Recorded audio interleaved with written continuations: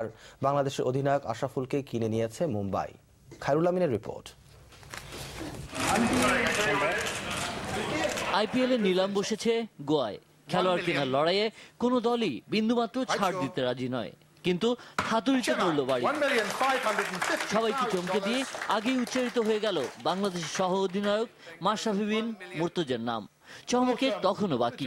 পাঞ্জাব চেয়েছিল মাশরাফিকে, কিন্তু নড়াইল এক্সপ্রেসের ব্যাপারে কিছুতেই ছাড় দিল না শাহরুখ সৌরভ গাঙ্গুলির কলকাতা।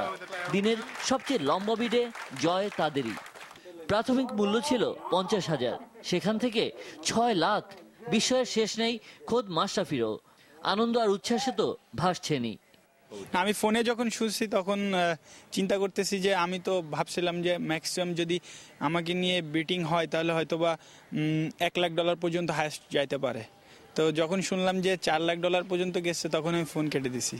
মানে আমি বিশ্বাস করতে পারিনি এটা। শাহরুখ খান অবশ্যই আমার প্রিয় একজন অভিনেতা, অপরদিকে যুবরাজও আমার খুব ফেভারিট প্লেয়ার। তো আসলে যে কোনো একটা হইলেই খুশি হইতাম, তবে শাহরুখ খান হওয়াতে খুব ভালো লাগতেছে। আর গাঙ্গুলির মতো ক্যাপ্টেন থাকবে এখানে, তো অনেক কিছু শেখার আছে, এখান থেকে শিখতে পারবো। আর অবশ্যই একটা যে শাহরুখ খানের সাথে দেখা হবে। মাশরাফি বিন মুর্তজা এখন ক্রিকেট বিশ্বের সবচেয়ে প্রধান খবর। অথচ কেউ কি কখনো ভেবে দেখেছেন এই ছেলেটারই পায়ে 3টি মেজর অপারেশন। সেই মেজর অপারেশন নিয়েও দেশের জন্য উজাড় করে খেলেন তিনি। কখনো বিপদেরও ভয় করেন না, উজাড় করে দেন নিজেকে। আর তারই প্রতিদান হয়তো আজকের এই পাওনাটা।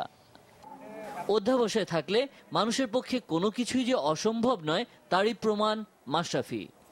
আশরাফুল একটু চিন্তায় ছিলেন, কিন্তু মনে ছিল গত টি-20 বিশ্বকাপের কথা। দাম সেই 75,000ই থাকলো বটে, তবু বাল্যকালের আইডলের দলে নিজের নাম দেখে ঘোর কাটছে না তার।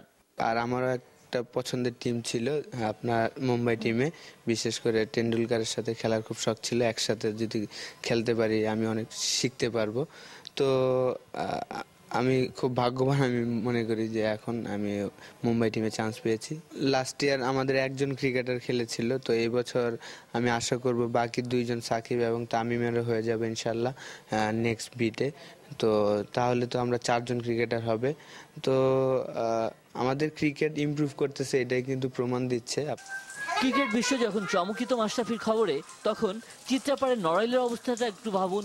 মাশরাফি সবার ভালোবাসার পাত্র, সারা দেশবাসী তাকে অনেক ভালোবাসে। আর সে যাতে আরো ভালো করতে পারে, সুস্থ থাকতে পারে, দেশবাসীর কাছে এই আমার একান্ত চাওয়া। এবং মানসিক দিক থেকে একটু ছিলাম কি হয় না হয়। সে আমাদের সন্তান তো এখন আর নাই, দেশের সন্তান। সেই হিসেবে সবাই তার জন্য দোয়া করবেন। শিল্পী সুলতানের শহর আরো একবার মাশরাফিকে দিয়ে প্রমাণ করালো নড়াইল মানেই যেন ভিন্ন কিছু। খায়রুল আমিন, এনটিভি নিউজ, ঢাকা।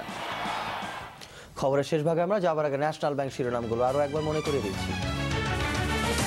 মুম্বাই